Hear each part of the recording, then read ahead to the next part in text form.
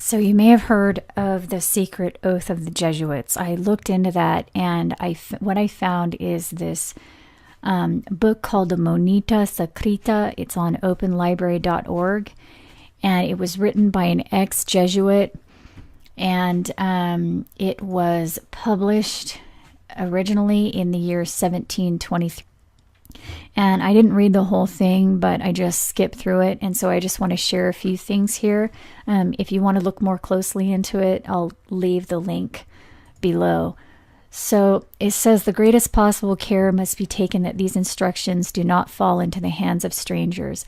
But if this should happen, let it be denied that these are the principles of the society, and let such denial be confirmed by those of our members whom we are sure know nothing of them.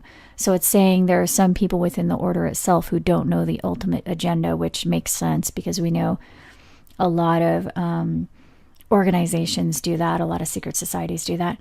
Chapter 1, it says, in order to render itself acceptable to the inhabitants of a place, the object of the society will be of great service. It is necessary to discharge the most humble duties in hospitals, to visit the poor and the afflicted and prisoners, that the principal inhabitants may be led to admire and love our people. So I'm just going to skim through what I've highlighted in here. And then it says, and cause them to be more liberal towards us. And then it says, all must learn the same outward manner. Be cautious in buying land. Let this be done in the names of some trusty and secret friends. Let the purchases which are adjacent to our colleges be assigned to colleges at a distance, by which means it will be impossible that princes or magistrates can ever have certain knowledge of the revenue of the society. So, I mean, they're trying to hide their revenue. And then it says, let the greatest amount be always extorted from widows. And let what is contained in the Roman treasury be kept secret. And this reminded me of Matthew 23, where it says, woe to you, scribes and Pharisees, hypocrites, for you devour widows' houses, and for a pretense make long prayer. And make long prayer for a pretense. I mean, that sounds to me like most of the church leaders that are in existence now. I mean, there's probably a few that are truly sincere, but most that I've seen, they all use the same vocal inflections while they're doing it. So, I mean, you can tell that they are reciting these prayers just to conform to a community. And it actually says that right here in verse 5 of Matthew 23, but all their works they do is to be seen by men. In other words, they're just doing it to be accepted by other people. It says they love the uppermost rooms at feasts and the chief seats in the synagogues and greetings in the markets, and to be called of men, Rabbi, Rabbi. But Jesus says, do not be called Rabbi, because all of you are brethren. And do not call any human father. Your Father is in heaven. Neither be called masters. He that is greatest among you shall be your servant. And then again he says, woe unto you, hypocrites, for you devour widows' houses. And then Isaiah 10 also talks about this. It says, woe to them that decree unrighteous decrees, and that write grievousness which they have prescribed, that widows may be their prey. And then it says, without me they shall bow under the prisoners, and they shall fall under their slain. Because of course all throughout the biblical text it says, okay, their judgment is coming. And so this 18th century book right here, supposedly translated from the Jesuit secrets themselves, from an ex-Jesuit, says that the greatest amount should always be extorted from widows, and let what is contained in the Roman treasury be kept secret. Okay, well, everybody knows that the Roman treasury is filthy rich now. That's not a secret anymore. And we know the Jesuits vow their allegiance to the Pope above all. So their success at gathering wealth, which is what that book was talking about, is pretty much evident at this point. It's not a secret anymore, although they originally said they were trying to keep it secret several hundred years ago. I mean, this is the crown of jewels. Apparently it has sapphires, rubies, emeralds, and other gems covering it. Their robes, we know, are made of fine silk and linen, or fine linen and silk. And I'm not an expert on this, but in just a short search, I found at least 3 different thrones that the popes sit on, which I don't know why anybody needs to sit on a throne. I'm 100% certain that Jesus would not be sitting on a throne while people are lying in the street homeless and starving to death. I mean, and a true representative of Jesus wouldn't do that either. I think we pretty much all can see that, I mean, at this point. And so the agenda that the Jesuits had in this book, clearly they have been successful at that, because their agenda was to acquire as much wealth as possible for the church, and to do it at any means necessary. And so it's clear that they were successful at that they acquired their wealth and their status. Very successful at that. So, and this pretty much explains that they used really evil means of doing that. And then it says here in chapter 2, every means must be employed at the beginning, that we may gain the ears and minds of princes and leading men, so that there may not be any who may dare to rise against us. And then it says their evil deeds, interpret them favorably under the pretext that is for the common good. Not only that, it says right here, if the prince begins to do anything that's not acceptable, he must be encouraged and urged on.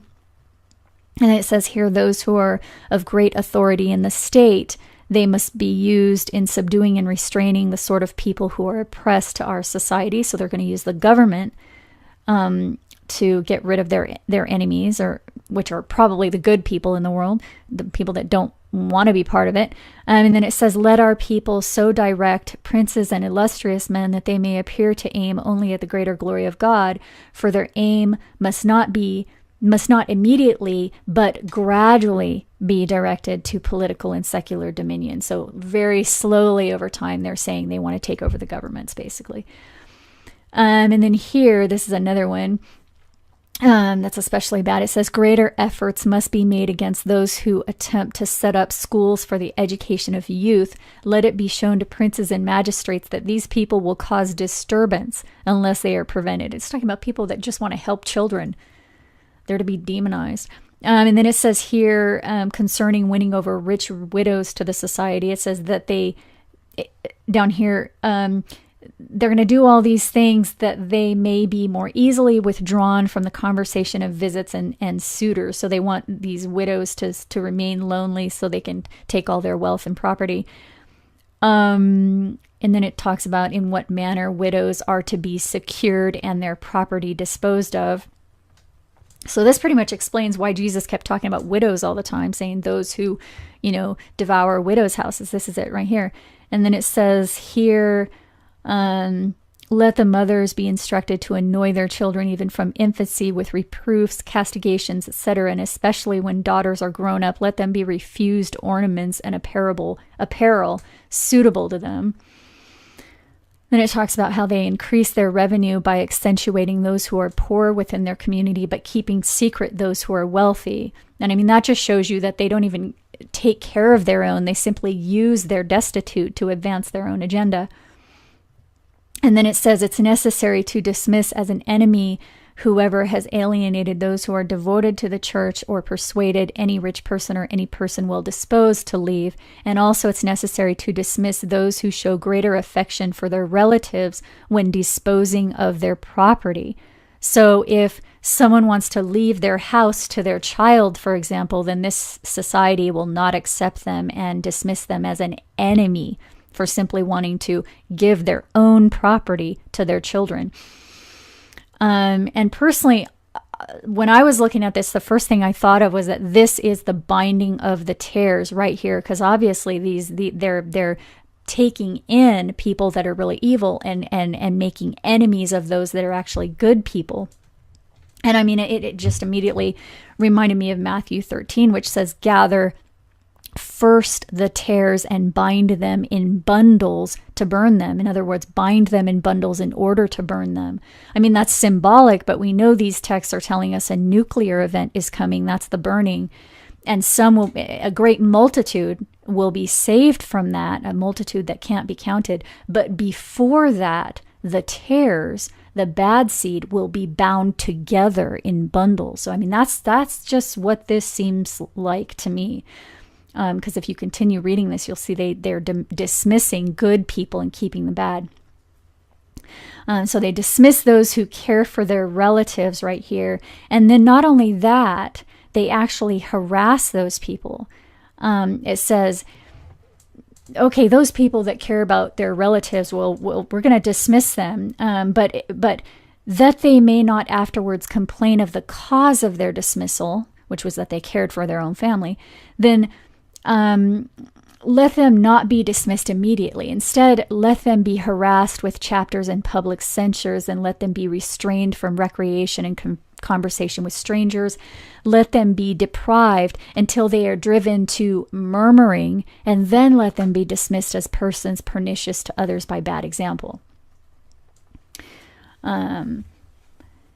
So, and then it goes on, it says they will also do this kind of thing to those who know their secrets. First, let them be persuaded to promise in writing that they will never write or speak anything injurious to the society, but at the same time, let the superiors preserve in writing their evil inclinations, failings, and vices, which they themselves have at some time given according to the custom of the society. So it's talking about their confessions right there. Their Catholic confessions will be used against them.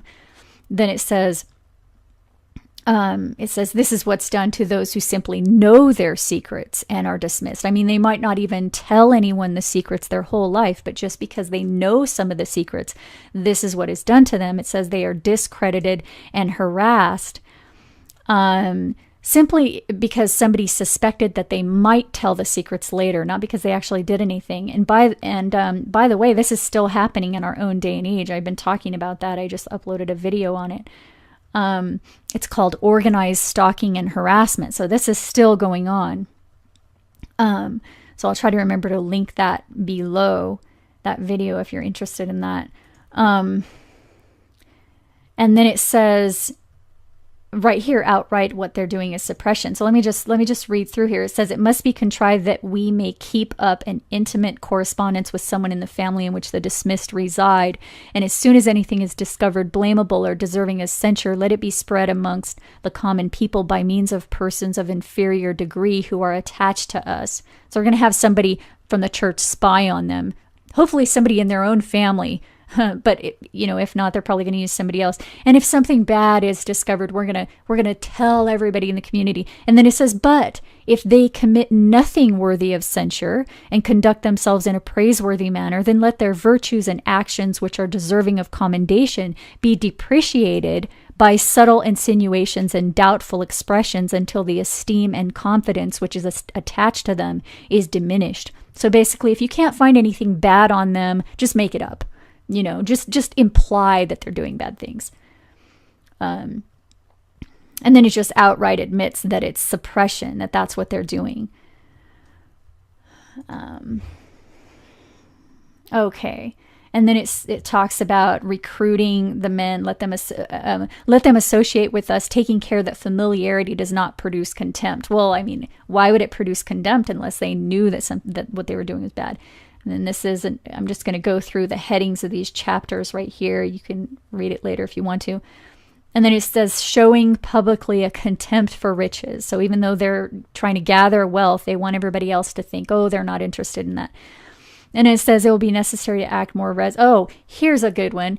After they manipulate the wealth out of those widows, it says it's necessary to be more resolute, to act more resolutely and sternly with widows and other persons who have given most of their property to the society. So basically manipulate them into giving all their wealth and then treat them badly after that. And they talk about their methods of advancing the society. And then this at the end talks about the vows that their members take. I thought it was sort of strange how it says peculiar care in the education of boys. I'm not sure what that means. Then they promise special obedience to the Pope, blindly following whatever they're told to do by their superior, who they believe holds the place of Christ. And in this one, this person is vowing to depose and kill all the kings and princes who don't believe in their ideology. So that's pretty much it. We all know Pope Francis is the first Jesuit pope. So